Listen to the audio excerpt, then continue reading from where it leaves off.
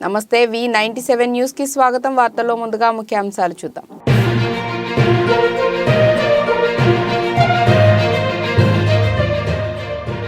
అమెరికాలో మరోసారి కాల్పుల మోత, 8 మంది మృతి.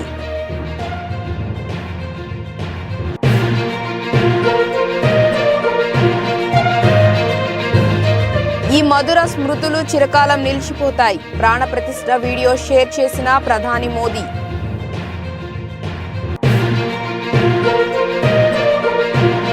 అంగన్వాడీలతో ఏపీ ప్రభుత్వం చర్చలు సఫలం, సమ్మె విరమణ. నేటి నుంచి విధుల్లోకి వివరాలు వెల్లడించిన మంత్రి బొత్స.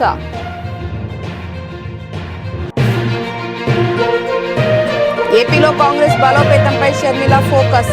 నేటి నుంచి జిల్లాల పర్యటన షురు. ఈ నెల 31న ఇడుపులపాయలో ముగియనున్న టూర్. వజ్రాలు రత్నాలు పొదిగబడిన బాలరామచంద్రుడి ఆభరణాలు, బంగారు నగలతో ముగ్ధ మనోహర రూపంలో కనిపిస్తున్న రామయ్య.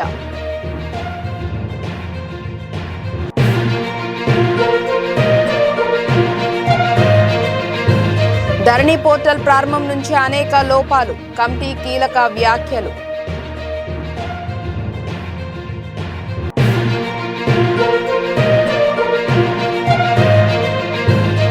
తప్పతాగి పడిపోయిన మాక్స్వెల్, అంబులెన్స్ లో ఆసుపత్రికి తరలింపు.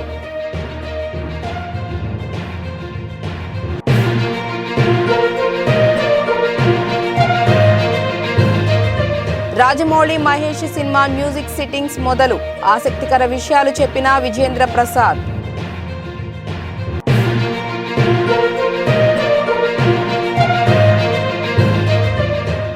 స్థిరంగా కొనసాగుతున్న బంగారం వెండి ధరలు. తెలుగు రాష్ట్రాల్లో ధరలు ఉన్నాయి ఇలా. అమెరికాలో మరోసారి తుపాకీ మూతతో దద్దరిల్లింది. చికాగోలోని జోలియట్ పట్టణంలో ఓ దుండగుడు జరిపిన కాల్పుల్లో 8 మంది మరణించారు. ఆది సోమవారాల్లో 2 వేర్వేరు ఇళ్లలో సాయుధుడు కాల్పులకు తెగబడ్డాడని అధికారులు తెలిపారు. నిందితుడిని రోమియో నాన్స్ గా గుర్తించామని అన్నారు. మరణించిన వారితో అతడికి ముందే పరిచయం ఉన్నట్లు అనుమానం వ్యక్తం చేస్తున్నారు.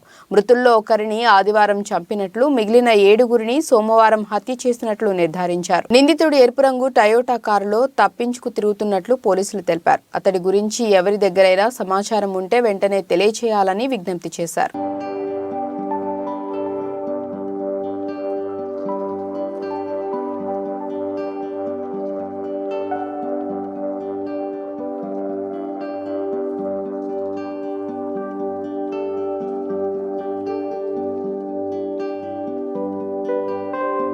కోట్లాది మంది భారతీయుల కళ నెరవేరింది. బాలరాముడి రూపంలో శ్రీరాముడు అయోధ్యకు చేరాడు.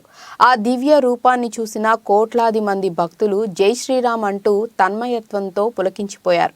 సోమవారం పండితులు నిర్ణయించిన దివ్య ముహూర్తాన బాలరాముడు ప్రాణ ప్రతిష్ఠ అంగరంగ వైభవంగా జరిగింది. ఈ కార్యక్రమానికి సంబంధించిన వీడియోని ప్రధాని మోదీ మంగళవారం ట్విట్టర్ వేదికగా షేర్ చేశారు. జనవరి 22వ తేదీన అయోధ్యలో మనం ఏం చేశామో ఆ మధుర స్మృతులు చిరకాలం నిలిచిపోతాయి అంటూ వీడియోకు క్యాప్షన్ ఇచ్చారు. ప్రస్తుతం ఈ వీడియో విశేషంగా ఆకట్టుకుంటోంది. సోమవారం మధ్యాహ్నం 12:29 ప్రధానమంత్రి నరేంద్ర మోదీ చేతుల మీదుగా ప్రాణ ప్రతిష్ఠ కార్యక్రమం అంగరంగ వైభవంగా జరిగింది. రామ జన్మభూమిలో నూతనంగా నిర్మించిన మందిరంలో శ్రీరామచంద్రుడు బాల అవతారంలో కొలువు తీరారు. ఈ కార్యక్రమానికి సినీ, రాజకీయ సహా పలు రంగాలకు చెందిన 8,000 మంది ప్రముఖులు హాజరయ్యారు. ప్రాణ ప్రతిష్ఠ నేపథ్యంలో అయోధ్యపురి విద్యుత్ కాంతుల మధ్య దేదీప్యమానంగా వెలిగిపోయింది. రామ్ ప్రభావ హై, రామ్ నేతి భీ హై, రామ్ నీతి భీ హై.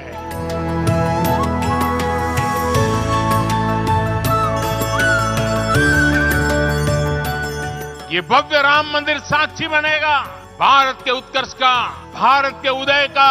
ये भव्य राम मंदिर साक्षी बनेगा भव्य भारत के अभ्युदय का, विकसित भारत का.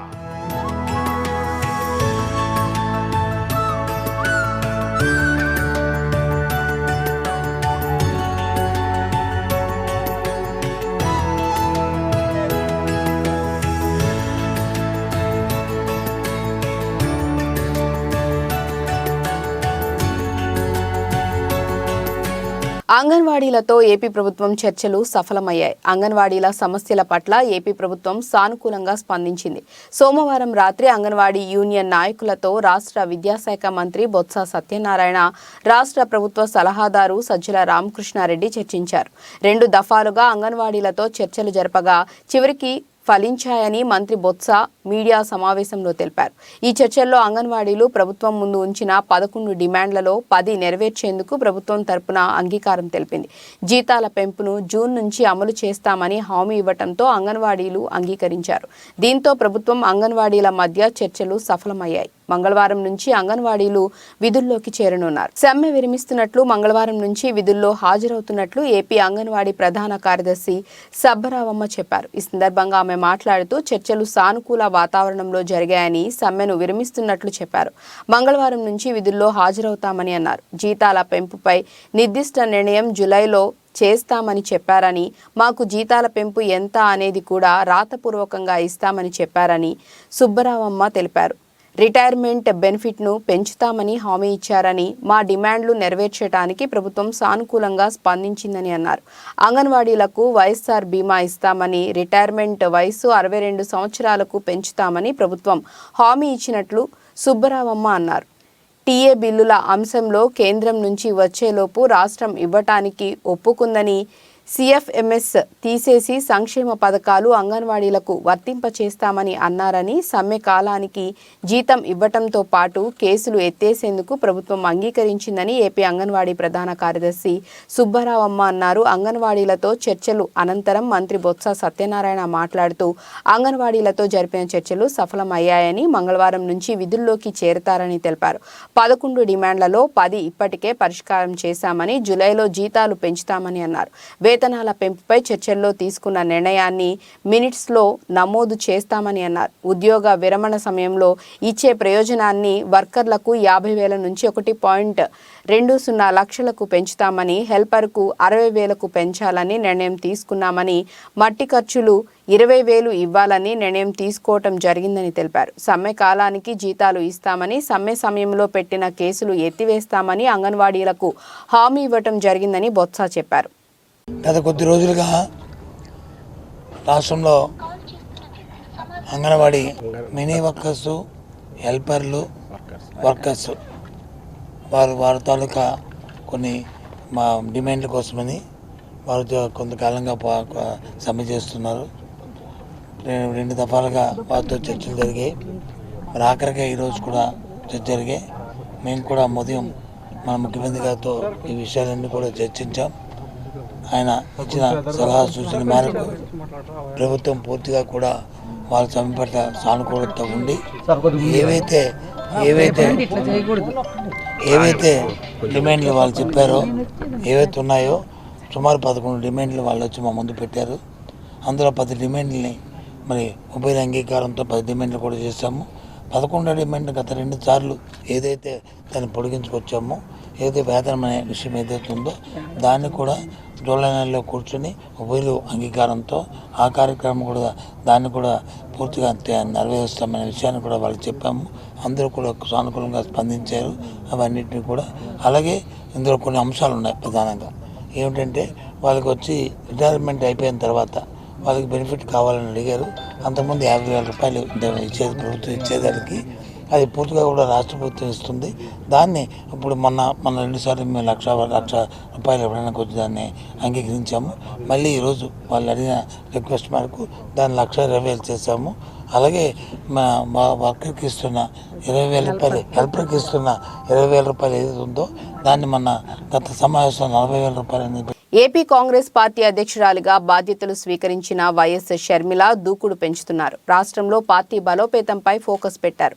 ఈ క్రమంలో తండ్రి బాటలో ప్రయాణించేందుకు ఆమె సిద్ధమయ్యారు. రాష్ట్ర వ్యాప్తంగా పర్యటనలు చేసేందుకు నిర్ణయించారు. ఇవాళ నుంచి ఈ నెల 31వ తేదీ వరకు జిల్లాలో షర్మిల పర్యటించనున్నారు. శ్రీకాకుళం జిల్లా నుంచి షర్మిల పర్యటన ప్రారంభం కానుంది. శ్రీకాకుళం జిల్లాలో ఇచ్చాపురం నుంచి మొదలు కానున్న షర్మిల పర్యటన ఇడుపులపాయ వరకు సాగుతుంది. ఇవాళ ఉదయం శ్రీకాకుళం జిల్లా ఇచ్చాపురంలో వైఎస్ షర్మిల పర్యటిస్తారు. మధ్యాహ్నం పార్వతీపురం, మన్యం జిల్లాకు సంబంధించి పార్వతీపురంలో పర్యటించి పార్టీ పరిస్థితిపై షర్మిల సమీక్ష నిర్వహిస్తారు. రాత్రి విజయనగరంలో పర్యటించి ఆ జిల్లాపై షర్మిల సమీక్ష చేయనున్నారు. రోజు 3 నుంచి 4 జిల్లాల చొప్పున పర్యటిస్తూ జిల్లాల్లో పార్టీ పరిస్థితిపై షర్మిల సమీక్షలు నిర్వహించనున్నారు. ఈ నెల 24న విశాఖపట్నం, అల్లూరి సీతారామరాజు, అనకాపల్లిలో షర్మిల పర్యటన కొనసాగనుంది. 25న కాకినాడ, కోనసీమ, వెస్ట్ గోదావరి జిల్లాల్లో, 26న ఈస్ట్ గోదావరి, ఏలూరు, ఎన్టీఆర్ జిల్లాల్లో, 27న కృష్ణా, గుంటూరు, పల్నాడు జిల్లాల్లో, 28న బాపట్ల, ప్రకాశం, నెల్లూరు జిల్లాల్లో, 29న తిరుపతి, చిత్తూరు, అన్నమయ్య జిల్లాల్లో, 30న శ్రీ సత్యసాయి, అనంతపురం, కర్నూలు జిల్లాల్లో, ఈ నెల 31న నంద్యాల, వైఎస్ఆర్ కడప జిల్లాల్లో షర్మిల పర్యటన కొనసాగనుంది. అదే రోజు ఇడుపులపాయతో షర్మిల పర్యటన ముగియనుంది. బాలరాముడు విగ్రహాన్ని అద్భుతమైన ఆభరణాలతో అలంకరించారు. నల్లని రామయ్య బంగారు నగలతో ముగ్ధ మనోహర రూపంలో కనిపించాడు. రామయ్యకు అలంకరించిన ఆభరణాలను దాదాపు 132 మంది కళాకారులు రెడీ చేశారు. దీనికోసం అవిశ్రాంతంగా శ్రమించారు. నుదిటి తిలకంగా బంగారు నామం, పచ్చల ఉంగరాలు, కంఠాభరణాలు, కిరీటం, కంకణాలు ఇలా సర్వాలంకార భూషితుడై భక్తులకు తన మొదటి దర్శనాన్ని ఇచ్చాడు. 500 ఏళ్ల హిందువుల కళ సోమవారం సాకారమైంది. తన జన్మభూమి అయోధ్యలో రామయ్య కొలువుదీరాడు. అంగరంగ వైభవంగా బాలరాముడు మందిరంలోని గర్భగుడిలో గృహప్రవేశం చేశాడు. ప్రధాని మోడీ చేతుల మీదుగా బాలరామయ్య ప్రాణ ప్రతిష్ఠ కార్యక్రమం జరిగింది. శ్రీరామచంద్రుడు 5 ఏళ్ల బాలుడిగా విల్లు, ధనుస్సు చేతపట్టి చిరునవ్వుతో బంగారు నగలతో దర్శనమిస్తున్న ముగ్ధ మనోహర రూపం చూపరులకు ముద్దుగొలుపుతోంది. బాలరాముడు బంగారు నగలను ధరించి భక్తుల చూపులను పక్కకు తిప్పుకోనివ్వకుండా చేశాడు. ఇంటర్నేషనల్ జెమోలాజికల్ ఇన్స్టిట్యూట్ సర్టిఫికేషన్ పొందిన ఉత్తరప్రదేశ్ లక్నోలోని ఉన్న హర్ష హైమాల్ షియామ్లాల్ జ్యువెలరీస్ సంస్థ ఈ అందమైన అద్భుతమైన నగలను రూపొందించింది. ఈ ఆభరణాల తయారీకి తాము హిందూ గ్రంథాలతో పాటు టీవీ షో రామాయణ్ నుండి ప్రేరణ పొందామని చెప్పారు సీఈఓ అంకుర్ ఆనంద్. బాలరాముడు విగ్రహాన్ని అద్భుతమైన ఆభరణాలతో అలంకరించారు. నల్లని రామయ్య బంగారు నగలతో ముగ్ధ మనోహర రూపంలో కనిపించాడు. రామయ్యకు అలంకరించిన ఆభరణాలను దాదాపు 132 మంది కళాకారులు రెడీ చేశారు. దీనికోసం అవిశ్రాంతంగా శ్రమించారు. నుదిటి తిలకంగా బంగారు నామం, పచ్చల ఉంగరాలు, కంఠాభరణాలు, కిరీటం, కంకణాలు ఇలా సర్వాలంకార భూషితుడై భక్తులకు తన మొదటి దర్శనాన్ని ఇచ్చాడు. బాలరామయ్యకు అలంకరించిన ఈ నగలలో 18,567 వజ్రాలు, 2,984 కెంపులు, 615 పచ్చలు, 439 అన్కట్ వజ్రాలు ఉన్నాయి. బాలరామయ్య వజ్రాలు, పచ్చలు, కెంపులతో పొదగబడిన కిరీటాన్ని ధరించాడు. దీని బరువు సుమారు 1.7 కిలోలు ఉంటుంది. దాదాపు 75 క్యారెట్ల వజ్రాలు, 135 క్యారెట్ల జాంబియన్ పచ్చలు, 262 క్యారెట్ల కెంపులతో పాటు ఇతర రత్నాలు కూడా ఉన్నాయి. కిరీటం రామయ్య అత్యంత అందమైన అలంకారానికి ఒకటి. మధ్యలో శ్రీరామ్ లల్లా వంశాన్ని సూచించే సూర్యవంశ లోగో, రాచరికానికి సంకేతమైన మన జాతీయ పక్షి అయిన నెమలి కూడా ఉన్నాయి.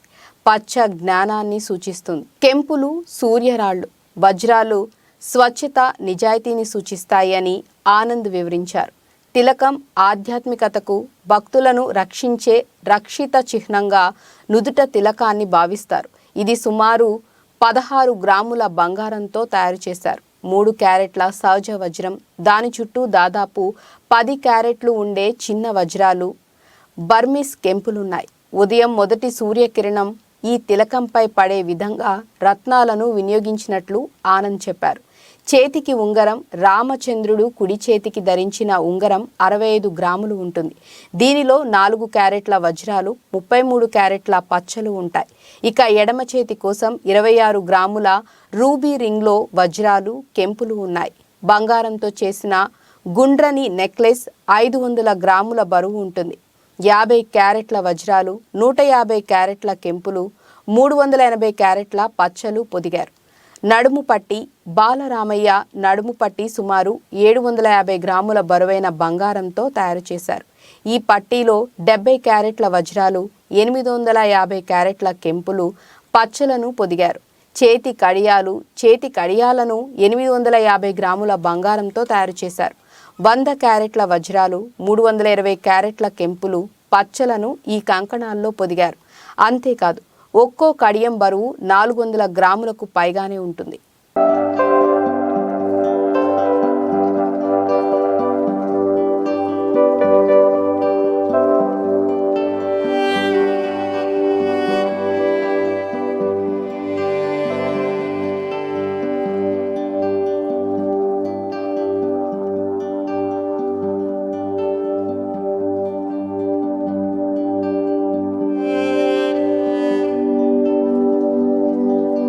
రాజకీయ రచ్చకు కారణమైన ధరణి పోర్టల్ అంశం మరో టర్న్ తీసుకుంది. పోర్టల్ డిజైన్ చేసిన ప్రైవేట్ కంపెనీ సహకరించకపోవడంతో తీవ్ర అసంతృప్తిని వ్యక్తం చేస్తోంది ధరణి కమిటీ.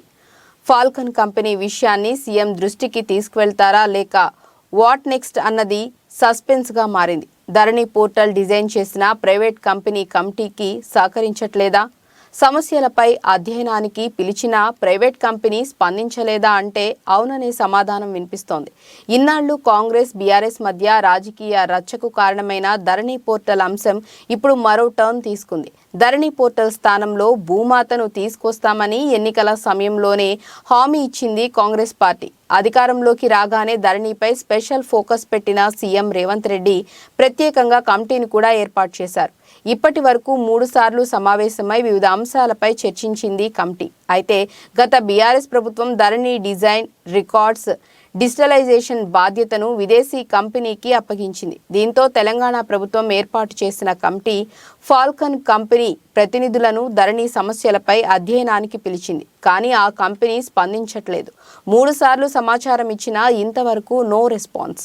ఫాల్కన్ కంపెనీపై తీవ్ర అసంతృప్తితో ఉన్న ధరణి కమిటీ ఎలాంటి నిర్ణయం తీసుకుంటుందోనన్న ఉత్కంఠ నెలకొంది. మరోవైపు ధరణి కమిటీ సమావేశం తర్వాత కీలక వ్యాఖ్యలు చేశారు ఆ కమిటీ సభ్యుడు కోదండరెడ్డి. పోర్టల్ డిజైన్ చేసిన విదేశీ కంపెనీ దగ్గరే రైతుల వివరాలన్నీ ఉన్నాయన్నారు. గత ప్రభుత్వం విదేశీ కంపెనీకి డిజిటలైజేషన్ను అప్పగించి పొరపాటు చేసిందన్నారు. 3 సార్లు పిలిచిన ఫాల్కన్ కంపెనీ ప్రతినిధులు రాకపోవడంతో కమిటీ సభ్యులకు మరిన్ని అనుమానాలు వస్తున్నాయి. దీంతో 4వసారి కూడా పిలిచి తప్పకుండా రావాలని కండిషన్ పెడతారా లేక ఈ అంశాన్ని సీఎం దృష్టికి తీసుకువెళ్తారా అన్నది త్వరలోనే తేలనుంది.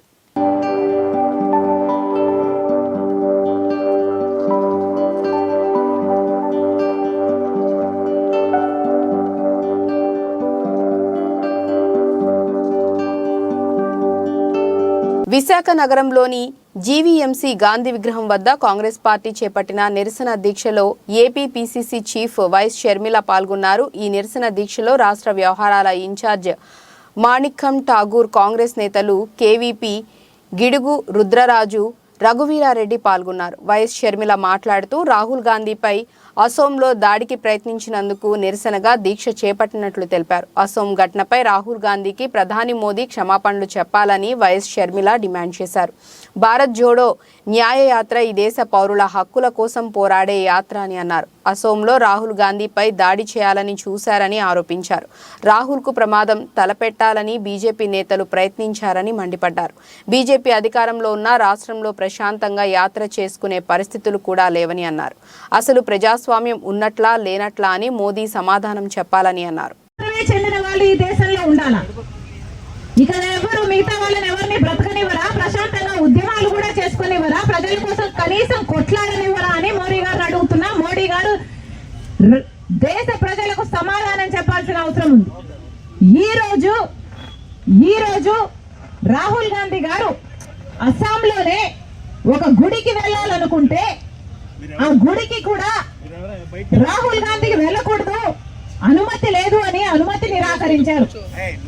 బీజేపీ ప్రభుత్వము అస్సాంలో ఉంది, ఆ ప్రభుత్వం అనుమతిని నిరాకరించారు. ఎందుకు నిరాకరించారయ్యా అని అడిగితే, ఎక్కడో అయోధ్యలో రామ్ మందిర్ ఏర్పాట్లు జరుగుతున్నాయి, ఆ కార్యక్రమం అక్కడ జరుగుతున్న సమయంలో ఇక్కడ అస్సాంలో రాహుల్ గాంధీ గారు గుడికి వెళ్ళకూడదట.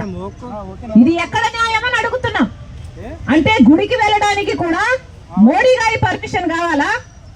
గుడికి వెళ్ళడానికి కూడా బీజేపీ పర్మిషన్ కావాలా? గుడికి వెళ్ళడానికి కూడా బీజేపీ కార్యకర్త బీజేపీ నాయకుడు లేకపోతే ఆర్ఎస్ఎస్ లేకపోతే విహెచ్ఓ వీళ్ళ ఈ సభ్యులే అయి ఉండాలా? సామాన్య ప్రజలకు కనీసం గుడికి వెళ్లే హక్కు లేదా అన్నాడు. అయోధ్యను కేంద్రంలోని బీజేపీ ప్రభుత్వం రాజకీయ ప్రయోజనాల కోసం వాడుకోవటం సబబు కాదు అని కాంగ్రెస్ సీనియర్ నాయకుడు మాజీ మంత్రి చింతామోహన్ పేర్కొన్నారు. ఆయన మంగళవారం డాబా గార్డెన్స్ లో గల విజేఎఫ్ ప్రెస్ క్లబ్లో నిర్వహించిన మీడియా సమావేశంలో మాట్లాడారు. దేశంలో పేదరికం, ధరల పెంపు, నిరుద్యోగం వంటి సమస్యలు విలయతాండవం చేస్తున్న నేపథ్యంలో బీజేపీ అయోధ్యను ఉపయోగించుకొని రాజకీయాలు చేస్తుందని మండిపడ్డారు. ఏటా 2 కోట్ల ఉద్యోగాలు ఇస్తామని చెప్పారు. బ్లాక్ మనీ నుంచి ప్రతి కుటుంబానికి 15 లక్షలు ఇస్తామని అన్నారు. 15 రూపాయలు కూడా ఇవ్వలేదు. రాహుల్ గాంధీ పాదయాత్రను అసోంలో అడ్డుకోవటం దురదృష్టకరం. రాష్ట్రంలో అంగన్వాడీ సిబ్బందిపై దమనకాండ అమానుషం. ఏపీ రాజకీయాల్లో ఒక్కసారిగా పెను మార్పులు వచ్చాయి. పేద ప్రజల్లో పరివర్తన కనిపిస్తుంది. ప్రజలకు నవరత్నాలు కూడా ఇవ్వటం లేదు. ఏపీలో అభివృద్ధి ఆగిపోయింది. గత 10 ఏళ్లలో టీడీపీ, వైసీపీ ప్రభుత్వాలు పక్కా ఇళ్లు ఇవ్వలేదు. బీటెక్ చదివిన యువకులకు మద్యం దుకాణాల్లో పనిచేస్తున్నారు. ఎస్సీ ఎస్టీ కార్పొరేషన్ రుణాలు ఇవ్వటం లేదు అని విమర్శించారు. ఏపీలో అంటరానితనం ఇంకా మాసిపోలేదు. రాష్ట్రంలో క్రైస్తవుల పరిస్థితి అధ్వానంగా తయారైంది. ఉద్యోగులు, ఉపాధ్యాయులు, జాతీయ పార్టీ కాంగ్రెస్ వైపు ప్రజలు మొగ్గు చూపటం సంతోషంగా ఉందని పేర్కొన్నారు. వాడుతున్నాను పేద ప్రజల్లో ఆంధ్రప్రదేశ్ రాష్ట్రంలో పరివర్తన కనిపిస్తా ఉంది. పరివర్తన ఎందుకు వాళ్ళు వాపోతున్నారు? మా ప్రభుత్వాన్ని పోగొట్టుకున్నాం, మా కాళ్ళు మేము నరుక్కున్నాం, నష్టపోయాం. 2 సార్లు కాంగ్రెస్ పార్టీని ఓడగొట్టాం.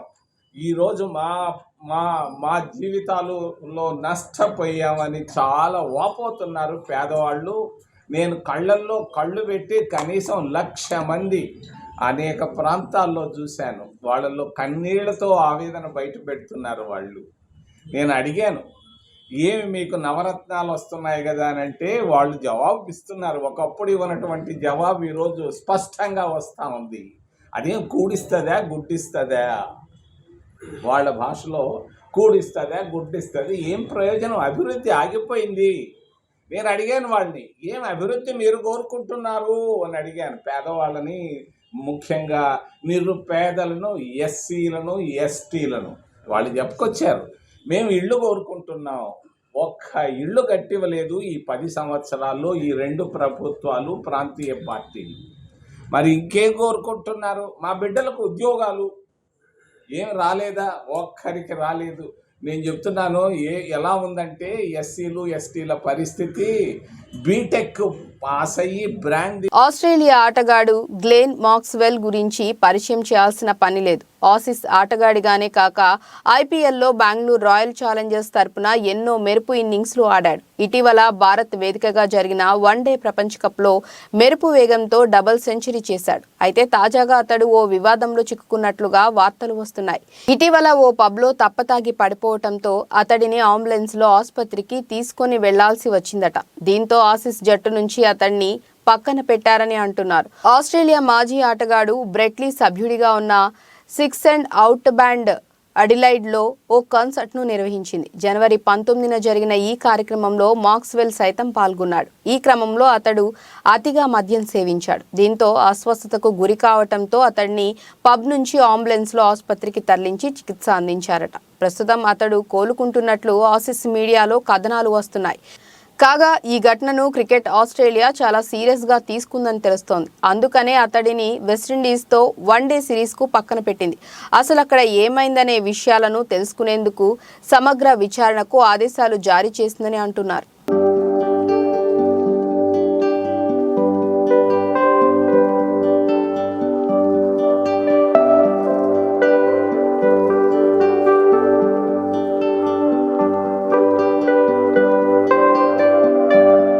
RRR తర్వాత రాజమౌళి నెక్స్ట్ సినిమా మహేష్ బాబుతో అని అనౌన్స్ చేసిన సంగతి తెలిసిందే. దీంతో మహేష్ అభిమానులు తమ హీరో మొదటి పాన్ ఇండియా సినిమాని రాజమౌళి డైరెక్షన్ అని ఎంతో సంతోషిస్తున్నారు.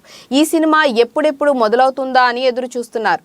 SSMB 29 సినిమా గురించి ఎలాంటి అధికారిక ప్రకటనలు రాకపోయినా రోజు ఏదో ఒక వార్త వైరల్ అవుతూనే ఉంది. గతంలోనే Mahesh Rajamouli cinema Indiana Jones తరహాలో ఉంటుందని, ప్రపంచ దేశాలు చుట్టే సాహస యాత్రలా ఉంటుందని ఓ సందర్భంలో రాజమౌళి చెప్పారు. రాజమౌళి తండ్రి విజేంద్ర ప్రసాద్ ఈ సినిమా కథ రాస్తున్న సంగతి తెలిసిందే.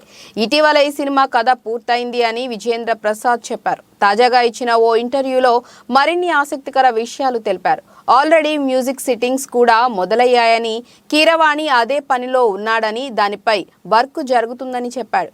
మ్యూజిక్ వర్క్స్ మొదలైంది అంటే సినిమా ఆల్మోస్ట్ మొదలైపోయినట్లే అని మహేష్ అభిమానులు ఆనందం వ్యక్తం చేస్తున్నారు. మహేష్ ఇటీవల జర్మనీకి వెళ్తుండడంతో ఈ సినిమా వర్క్ కోసమే జర్మనీ వెళ్తున్నాడని రూమర్స్ కూడా వచ్చాయి. ఈ సినిమాని ఎప్పుడెప్పుడు అధికారికంగా ప్రకటించి షూట్ మొదలు పెడతారా అని మహేష్ అభిమానులు ఆతృతగా ఎదురు చూస్తున్నారు.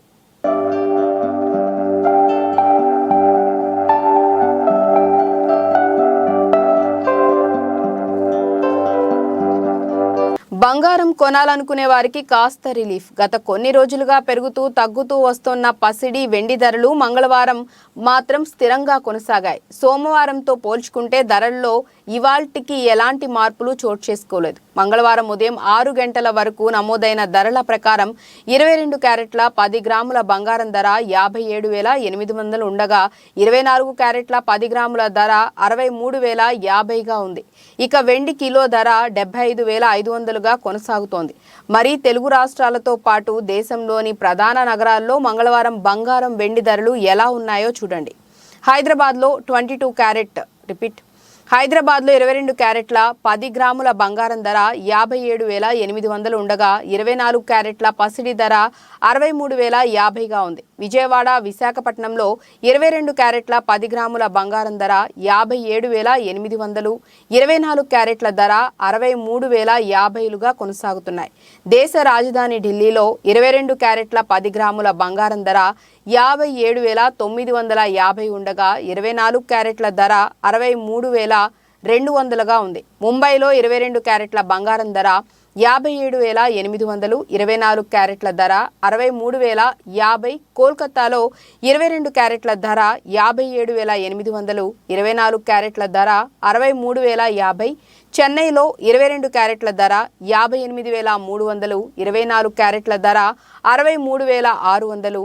బెంగళూరులో 22 క్యారెట్ల బంగారం ధర 57,800, 24 క్యారెట్ల ధర 63,050. కేరళలో 22 క్యారెట్ల ధర 57,800, 24 క్యారెట్ల ధర 63,050గా ట్రేడ్ అవుతోంది.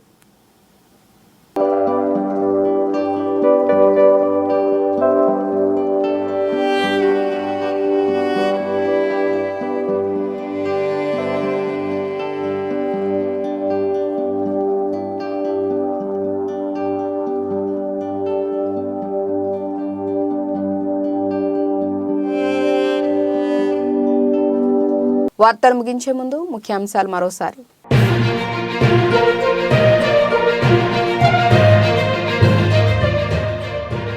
అమెరికాలో మరోసారి కాల్పుల మోత, 8 మంది మృతి.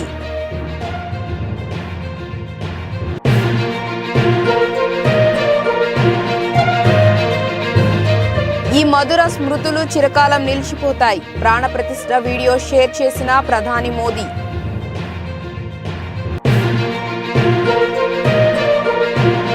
అంగన్వాడీలతో ఏపీ ప్రభుత్వం చర్చలు సఫలం, సమ్మె విరమణ. నేటి నుంచి విధుల్లోకి వివరాలు వెల్లడించిన మంత్రి బొత్స.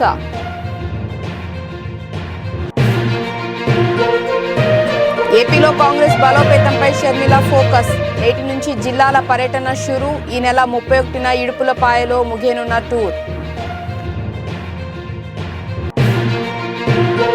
వజ్రాలు, రత్నాలు పొదిగబడిన బాలరామచంద్రుడి ఆభరణాలు. బంగారు నగలతో ముగ్ధ మనోహర రూపంలో కనిపిస్తున్న రామయ్య.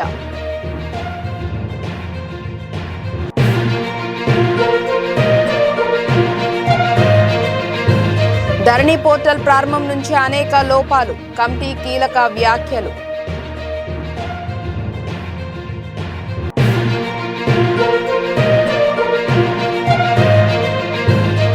తప్పతాగి పడిపోయిన Maxwell.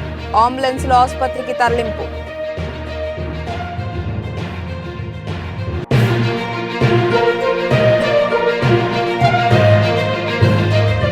Rajamouli Mahesh cinema music sittings మొదలు. ఆసక్తికర విషయాలు చెప్పిన విజేంద్ర ప్రసాద్.